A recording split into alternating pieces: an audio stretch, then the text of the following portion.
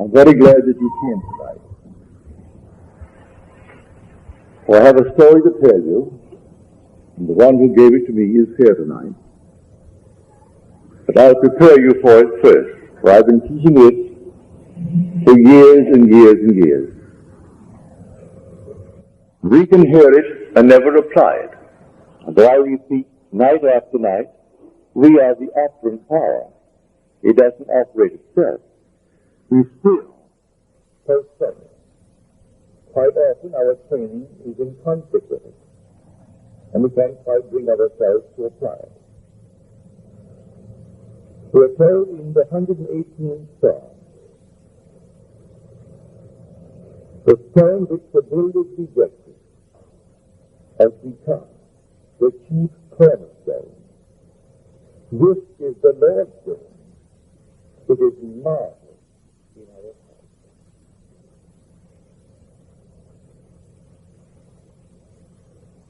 Many years ago, sitting in the silence,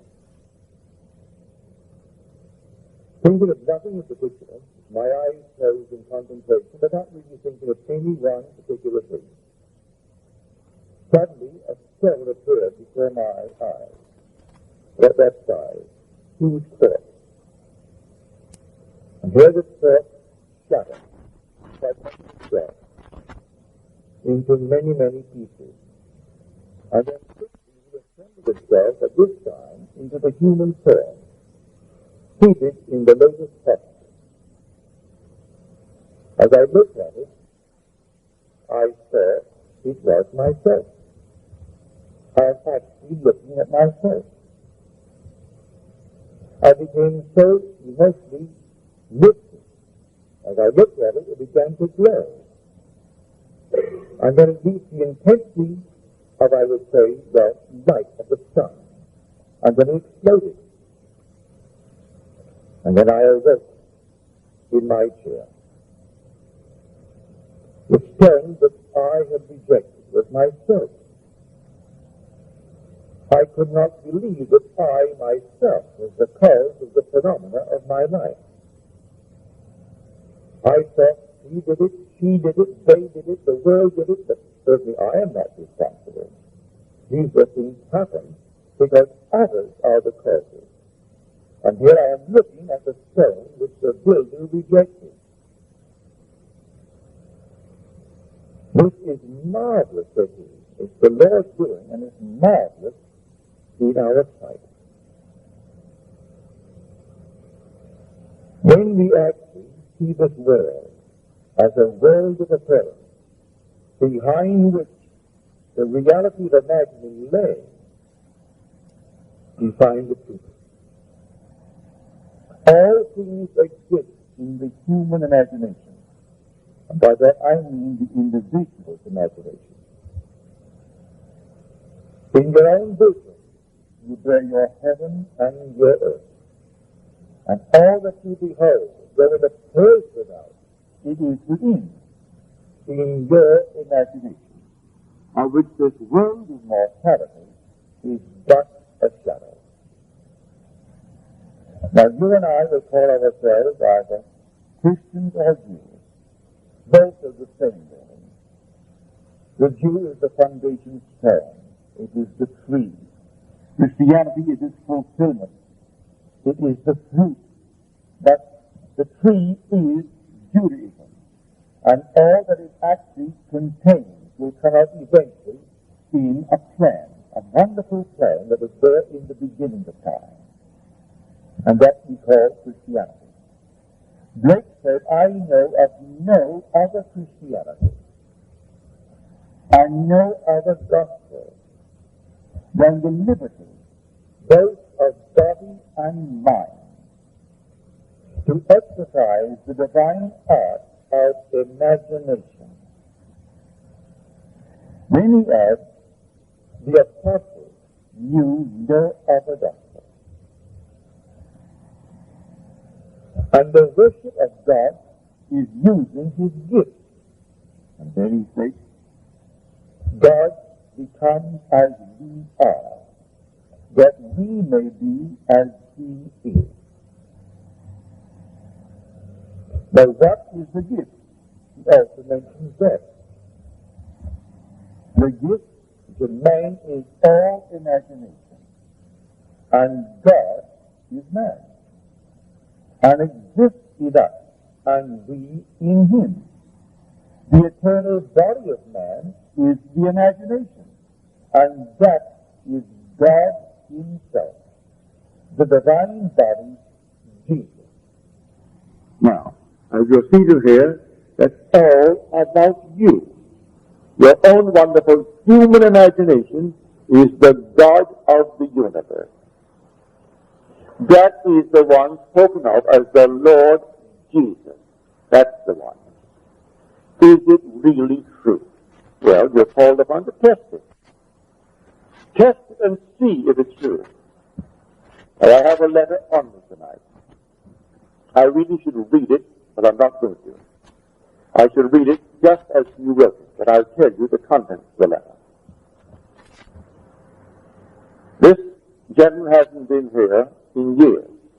The last time I saw him was at the E-Bell. Well, you know who's been coming since the E-Bell, how long that has been. He said, I must tell you this story. It may not make sense, but I must tell it. For it's the first time that I have ever used my training according to the things that I have heard you say. I am a psychologist, and I have wasted years trying to talk people out of their mental problems when I could easily have imagined them whole and happy. Now, here is the story. He said, a friend of mine, this lady, claimed that she was in many ways abnormal. She and her husband adopted a little baby girl, and something very strange went wrong with the child. The child was 4 years old and still could not speak, and the few words it muttered, it garbled so that it was simply not intelligible. But in the 4 years talking to her, there was progress. Then one day she said to me, I do not feel any longer that I am abnormal. So now I say to myself, I am not abnormal. He tried to explain to her that that's not quite the approach. And then he broke the thought and he told me this story. That, for instance, in my own case, I find a home that I want. I begin to imagine that I'm living in that home, and then doubt sets in. With the result that doubt materializes into a person. And that person has more money than I have, and he buys the home, leaving me out in the cold. I know from that experience that every person in my world only reflects a mood in me. Everyone that I meet, whether I know them or a stranger who buys the home that I wanted. When the doubt set in, the doubt materialized into a person. I didn't know him, but he only reflects that mood of doubt in me. So he has more money and he buys the home, and I'm out in the cold. So I reconstructed a sentence for this lady. And I said, no longer must you say, I am not abnormal. You must now begin to say, I am perfectly normal. She said, I do not feel that. He said, I do not care whether you feel it or not. You must begin to persuade yourself that you are perfectly normal by repeating within yourself, I am perfectly normal. The day she began it, the child went into a coma. So profound was the sleep that it was difficult to rouse her. She could not be awakened. She asked me to examine the child. I said, no, take her to a medical clinic and have them examine the child. But as she began, from his suggestion, to assume I am perfectly normal, within 24 hours the child awoke. They made the test in the medical center and found her alert and bright. She was only the outpictured statement of that mother who adopted her. The mother began to feel, I am abnormal. So she adopts a little child, a little girl. And the girl for 4 years couldn't talk.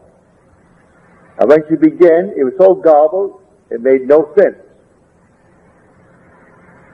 She only bore witness to that strange, peculiar claim of the mother who adopted her. And when she changed the pattern of speech within her and said, I am perfectly normal, the child, by the medical clinic, found her not only alert, but perfectly healthy and returning to a normal state in this world. The whole vast world is yourself pushed out. All that you behold, though it appears without, it is within, in your own wonderful human imagination, of which this world of mortality is but a shadow. Why? I found him. I found him of whom the prophets spoke. They spoke of Jesus. And the world is taught to believe he's a man who lived 2,000 years ago and who was crucified 2,000 years ago. And I am telling you, he is crucified on humanity. And the one crucified on humanity is man's own wonderful human imagination. That's Jesus. And there is no other Jesus. That is Jesus. He is buried in man. He is the dreamer in man. And he is dreaming this dream of life. What are we feeding him? Well, I'll tell you what we feed him, because he is capable of anything in this world. And listen to these words from Deuteronomy, the 32nd chapter, the 39th verse of Deuteronomy. And these are the words of the Lord speaking. I kill, and I make alive. I wound, and I heal. And there is none that can deliver out of my hand. There is only one creative power in the world. The one who kills is the one who makes alive.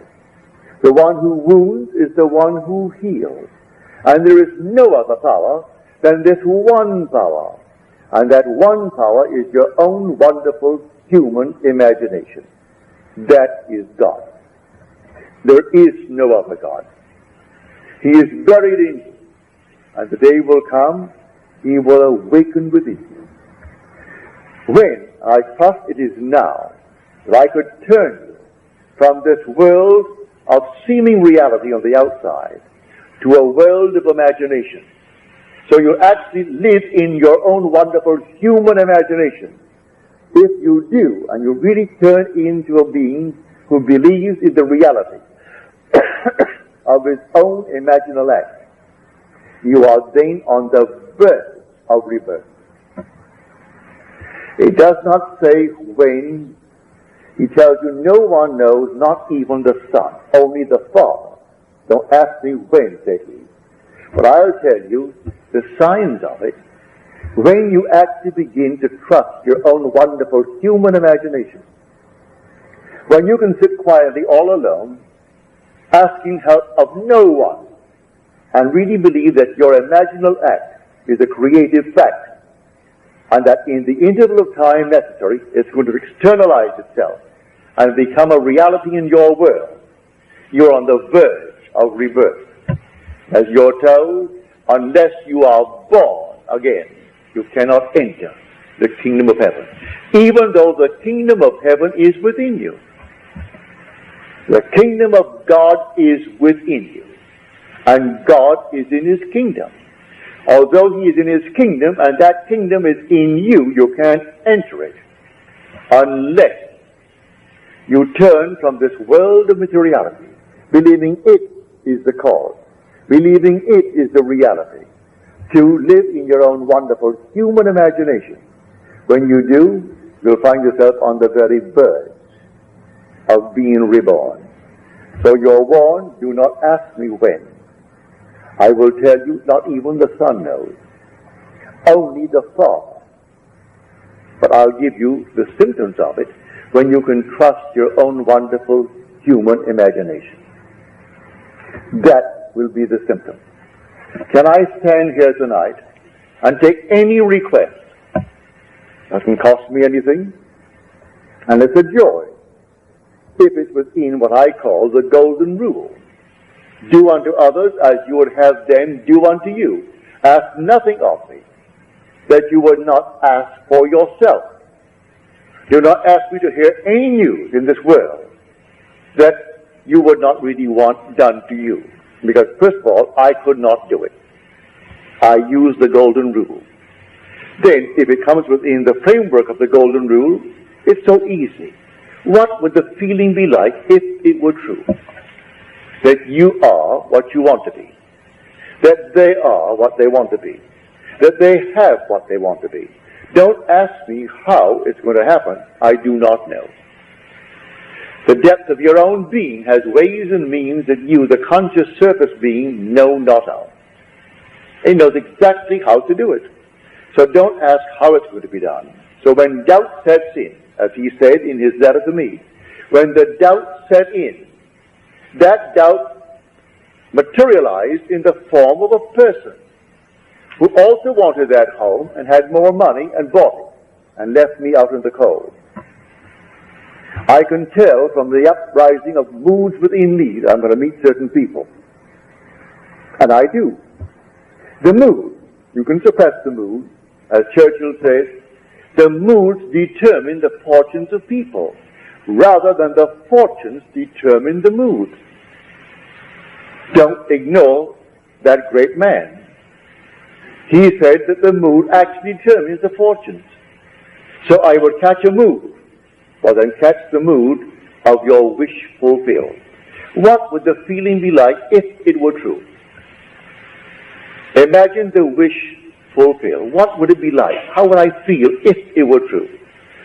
In spite of all things round about you that deny it, you walk as though it were true.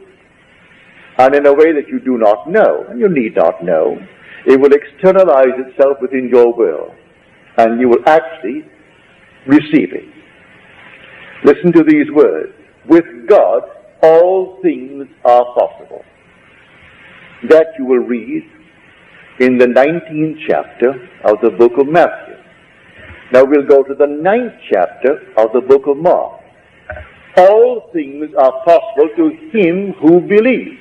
He equates God with the believer in man. All things are possible to him who believes. That's Mark. Matthew, with God, all things are possible. So he equates the believer in man with God. Well, the believer in me is my own wonderful human imagination. What other thing in man but his reality, which is imagination, that believes? It's the dreamer in man. I go to bed at night and I dream. The dreamer and the waking I are one and the same being. Can I believe, or am I going to allow certain doubts? Now, he is a psychologist, trained to talk people out of their mental problems. Put them on the couch, put them on the chair, and talk them out of it and spend years, when he could easily, as he confessed, have imagined them whole and perfect and happy. But he said, I believe that I was, through my training, compelled to spend these awkward years as anyone who works at a job spends his time in an awkward manner. If you're not enjoying what you're doing, then it's simply a job and you're doing something that is to you awkward, if you like it. Like my brother Victor, who has made a fortune. The very smell of the ship, the very smell of the boat, the smell of his store, he loves it. He goes there in the morning and the odor of his store, I can't stand it. He goes into the grocery store and everything about it. He just loves the odor. All the combinations of the odors of the grocery store. He goes into his department store. All the things of the department store. That's the odor. It affects him. He loves it. Goes to a hotel. And the restaurant naturally is all in service. That affects him. And he loves it. He so loves it. He's in the mood of success. So, fall in love with something that really excites you. And feel that you are already what you want to be. And I tell you from my own experience and from this man's experience that it will work. Now, here is a man who heard me years ago. He came home one day, and I thought, now here's a man teaching people how to live correctly. And I had 2 books. They're completely out of print. You can't buy them. But I thought, if I could give them to someone doing this kind of work, who is serious, he's a trained psychologist, I'll give them to him. So I gave him these books. I don't think he's read them. First of all, they're named after the mountains of Switzerland, Zermatt and Oberlin. But it's all imagination. The man who wrote it, I presume he's gone now. He was 94 when I last heard from him. But I gave him these books. They were new and completely out of print. You can't get the books. You might find them in some second-hand, but they were never popular books because they were very voluminous books. But he wrote them in the form of a dialogue like a Plato. He introduced 5 characters, and each one was a scientist, one was a philosopher, one was a mystic, one was something else, and they all discussed. And he had the central one who was the mystic, explaining the phenomena and the cause of the phenomena of life. And so he wrote these volumes. And I gave them to him. I asked him the other night, because he's here for the second time in years. And he mentioned the way he told me about them, I don't really think he really read them with understanding or really read them. Because it's told like a Plato would tell a story, introducing characters. Because the one person is speaking as the scientist, as the mystic, as the philosopher, as the atheist. He had them all present, only 5 characters. But the books are completely on imagination. And it's called the Zermatt Dialogues and the Oberlin Dialogues. And I went down to the bookstore in Long Beach called Acres of Books looking for them. And old Mr. Smith, he's gone now. He was then in his 80s. And I was looking all over the philosophical department and the other departments. Oh, he said, you wouldn't find them there. You'll find them under Switzerland, the mountains. He didn't know the content of the book. Go over to the place and look under Switzerland. And there they were. So I found my 2 books. And I parted with him and I gave them to him in the hope that because he is a psychologist, a trained one, that these were showing that causation is all imagination. That imagining creates reality. What am I imagining? So they came to him, the embodiment of imagination, and they said, but you haven't eaten. And they were concerned because he'd been left alone and he had not eaten. And he said, I have food you know not of. And the food is, what are you feeding your imagination morning, noon, and night? You read the morning paper and you react, and you don't know one character there, any of them, and you react even before you get to the end of the page, based upon some biased reporter. But you react. That's what you fed the Lord. For the Lord is your own wonderful human imagination. That's God. and there is no other God. That is the Jesus of Scripture. That's the Jehovah of the Old Testament. And he is housed in you. That's why you are immortal. So you can drop right now. Now I tell you, it makes no difference to your immortality. Chop off your head, burn you, and turn it into dust. You are an immortal being. You cannot cease to be, because God became as you are, that you may be as he is.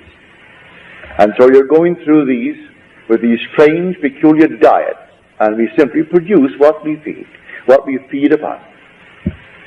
You can learn a lesson from the animal world. When we were children, we had ducks, chickens, all kinds of things that you have in a farm. And we were a large family. There were 10 children, 9 boys and 1 girl. And we had a father, mother, and grandmother, all living in our home. And mother would say to us, take, say, 2 or 3 ducks and put them away, because I want them in 2 weeks. I'm going to have a duck dinner. So you take the 3 ducks and you put them away. Well, she meant that you will change their diet. Because when I was a boy, fish was plentiful and cheap. You could bring in all kinds of fish. We had no refrigeration. So if it wasn't sold in the evening, early evening, it rotted. So you simply either use it for strange bait the next day, or you fed the animals, that is, the ducks. So we would take the fish while we kept them alive and fed on ducks, on our fish. And they got fat and they were altogether healthy. But you couldn't eat that bird until you took it and isolated it and put it in a cage by itself and stuffed it with meal, corn, sour milk, anything of that nature. And at the end of 10 days, that bird, having been fed only on, say, milk or corn or anything you had of that nature, the whole system changed. And so when you cooked it, it was like a milk-fed bird. If you didn't do it, you couldn't eat it. It's all fish. And I would know, I can see it now in my mind's eye. When mother said, Neville, get a few ducks and put them away, and I'm playing cricket and playing soccer, I forgot it. When I remembered, it was only about 5 days before. So I took the ducks and put them away, but 5 days was not enough to purge it completely of the fish. Well, you could smell that thing all over the neighborhood. On Sunday afternoon, we were going to have ducks. And we knew we couldn't have ducks because you couldn't eat it. You look at a duck and you're eating fish. So it repulsed everyone. Of course, we got a good spanking for it because we didn't do what Mother commanded us to do at the time that she told us to do it. Well, that is just like everything else in this world. You feed, as he said, I have food you know not of. You feed for a few days, a couple of weeks, on a changed mental diet. In this case, in 24 hours, when she took the diet that he gave her, I am perfectly normal. The child went into a deep, deep sleep from which she could not be awakened without a struggle. And then the clinic said, well, she's not only bright, but she's healthy. She's completely right. She was simply the outpictured statement that that girl lived with when she said, I am abnormal in many ways. You take a new diet tonight, and just like the duck. And it may take you a day, it may take you a week, it may take you 2 weeks. But if you actually persist in the changed diet, you will outpicture that diet, that change of diet, and your whole vast world will change. We are the only beings to whom he gave speech. He actually became man. And this inner speech is a marvelous gift. And you can't stop it. You're doing it morning, noon, and night. You go to bed talking to yourself. You wake in the morning talking to yourself. And whether there's someone present or not, you're still talking to yourself. You walk the street. Some are obvious when they do it, but most of us are not that obvious, but we're doing it anyway. We're carrying on little mental conversations with ourselves. But what are we carrying on? Arguments? Or are we boldly affirming and asserting that I am? And then name what I want to be. In her case, he gave her what she should say. And she argued with him, and she couldn't say it because I do not feel that yet. Don't wait to feel it, he said to her. Do it now. I am perfectly normal, because if you say I am not abnormal, that's not a creative thing towards your goal. In fact, it may be destructive. You want something positive, not something negative. I am not abnormal. I am perfectly normal. Then the child, the outpictured self.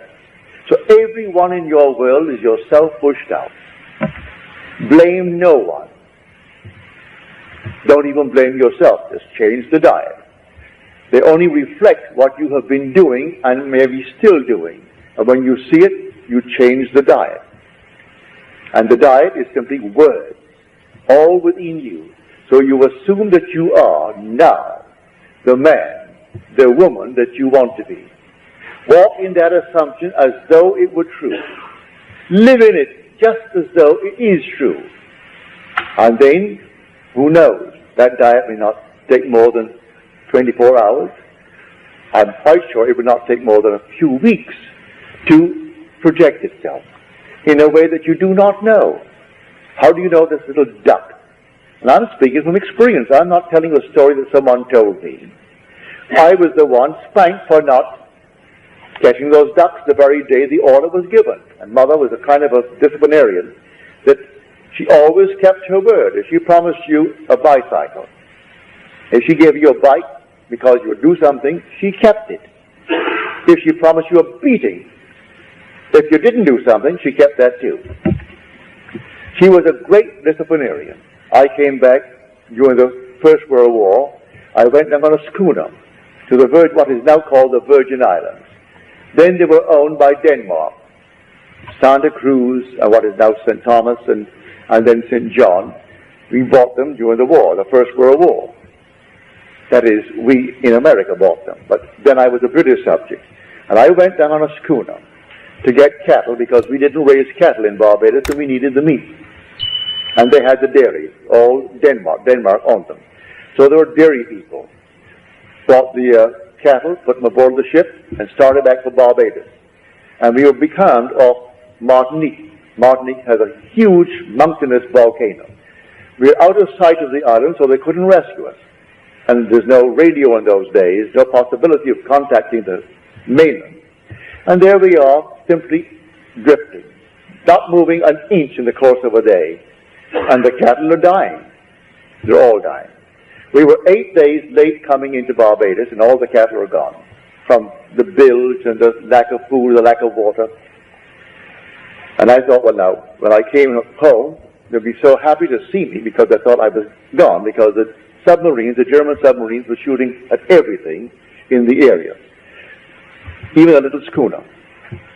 So, I came in, and I came home, they all greeted me with open arms. But that very day, Mother said to me, I don't want you to go out into the sun. You've had enough sun on that schooner for these many days at sea. I must have been 2 weeks at sea, and no possibility of any shade. Burned to a crisp. Don't go out. Well, I had guinea pigs, and I had rabbits. I had to go and see how my guinea pigs and rabbits were coming on. But she told me not to go. I figured my first day home, certainly Mother will not hold it against me. So I went out, disobeying her order. When I came back in, she said, did I tell you not to go out? Yes, Mother. I thought, well, now, after all, this is my first day home. She thought I was dead. Here I am resurrected. That didn't pacify her at all. Took off that shoe, and she wanked me. And she let me have it. She was the most marvelous disciplinarian. She promised you a watch, you got it. If she promised you anything, you got it, including the whipping. So I'm telling you, a change of diet. And in our case, we are the Lord. And the Lord feasts upon words. He is the Word. And so what are you saying to yourself in the course of 24 hours? I am in want, I am this, I am that. Change it. Completely change it. And say within yourself, I am happily, blissfully married, if that's my objective in life. Reason denies it, your senses deny it, I am blissfully happy, and sleep as though it were true. I can tell you that story from my own personal experience. It works that way. And when I told the details of how it happened, people saw the means employed, which I certainly didn't manufacture them, not consciously, and judged me harshly for telling the means. But, as you're told in Scripture, I have ways and means ye know not of. My ways are past finding out. All you do is simply go on the new diet. But when I found the girl to whom I'm now married, I'm blissfully happy with her since the day I met her back in 1936. I was completely involved. I wasn't divorced, and in those days in New York City, a divorce was out. It only became legal after the very, very, very wealthy Rockefeller got his outside and then brought pressure to bear on the state to pass a decent, modest, normal, modern law, allowing people who cannot live together to separate and then seek a normal divorce. Prior to that, all divorces were simply collusion. All divorces. You paid someone to find someone, and then they signed these little things. You went before the judge, and they all knew it was collusion anyway. Well, here I am completely involved in marriage, and I want to marry this girl. I met her the very first second I saw her. I said, she doesn't know it, but she's going to be my wife. She doesn't know it yet. And simply, I slept as though we were blissfully happy. She on that bed, I on my bed. It wasn't a sex act. It was simply, she was there in the room, in our lovely home, and I was in my bed and she was on her bed. So I didn't make it an emotional thing of that nature. And the girl, who was my former wife, who refused, she even left the state so as not to be given a summons. And one day I got a call from the court telling me to come on down. They needed my advice. I went down to the court wondering, what am I doing going to the court in the morning? When they brought her in. And I pleaded her case before these three judges. And she said to me, after I got her off, that was a very decent thing for you to do, Neville. And I know you want a divorce. Give me the papers. I didn't have the papers on me. And she and I got into a taxi and rode to my hotel, and I gave her the papers. Now, that's supposed to be illegal, so I'm told now. You can't serve your own papers. I didn't know that. Gave her the papers. And I got my divorce in the city of New York. So I know it works. It took me 1 week to do it. That's all that it took me. 1 week. I simply went sound asleep in the assumption that my wife was there. And it's the girl to whom I'm now married and who bore us this glorious daughter. And it's been since 1936. So here, this heavenly state was denied me because I wasn't feeding myself the right food. I have food you know not of, and the food are words. And you repeat them within yourself. What am I saying? As Blake said, oh, what have I said? What have I done? Oh, all-powerful human words. What have I said? What have I done? Oh, all-powerful human words. If man only realized what he is doing when he is talking seemingly idly to ourselves, who cares? Who knows? Who knows? The only one that cares knows. And he is your own wonderful human imagination. That is God. That's the Jehovah of the Old Testament and the Jesus of the New. And there is no other God. And he's buried in you. And he's dreaming in you. And surely you want to awake. But you will awake the day that you actually move in to the life of imagination, where you trust your imagination and live in it. You're not far from the threshold of rebirth. But I can't tell you the day or the hour. No one knows but the Father, and the Father is your own wonderful human imagination. I saw it so clearly. This is the stone that the builders rejected. But what the builders rejected has become the chief cornerstone. It was the Lord's doing, and it is marvelous in our sight. So I rejected the fact that I was the cause of the phenomenon of my life. I couldn't believe it. I thought everyone outside of myself caused it. Then I realized, when I saw the vision, here is a stone, a quartz, and it fragmented into numberless parts. As he said, the one who bought the home, that's a fragmented part of my own being. My doubt brought him into being. He materialized my doubt. A man, a person. And he bought the home I wanted because he had more money. I materialized that. It came out of me. So the whole thing fragmented. And then when it came together and formed itself into a man, seated in the lotus posture, and I looked at it, I'm looking at myself. Then I realized I am the cause. He is the dreamer in me. And one day he is going to awake from this dream. And when he awakes, I am he. And he and I are one. This is the story I am trying to tell the whole vast world. Because I know it's true, and the day will come, you will know it's true. There is no other God than your own wonderful human imagination. I still would invite you, although I've told you to do it yourself, I still invite you, if you feel uneasy about it, to ask of me. For in the end, may I tell you, we are one. Now let us go into the silence.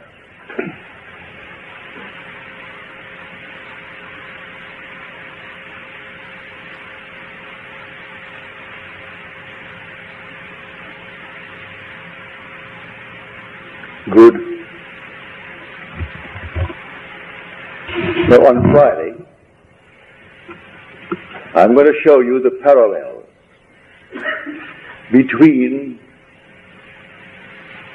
David of the Old Testament and Christ of the New.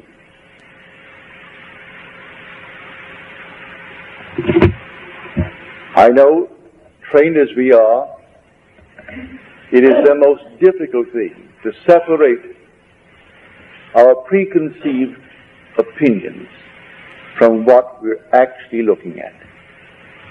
So I'll give you the passages and quote them for you and show you that you may go home, take the same book that I am going to quote and read it. But you're still going to find it difficult based upon your training to separate your preconceived opinions from what you're actually looking at. I'm going to show you it's the same being. Not only from Scripture, I have experienced it, so I know it is true based upon my own experience. But one would like confirmation from the written word. So on Friday, I'm going to make that my task, to show you. Now, are there any questions, Steve?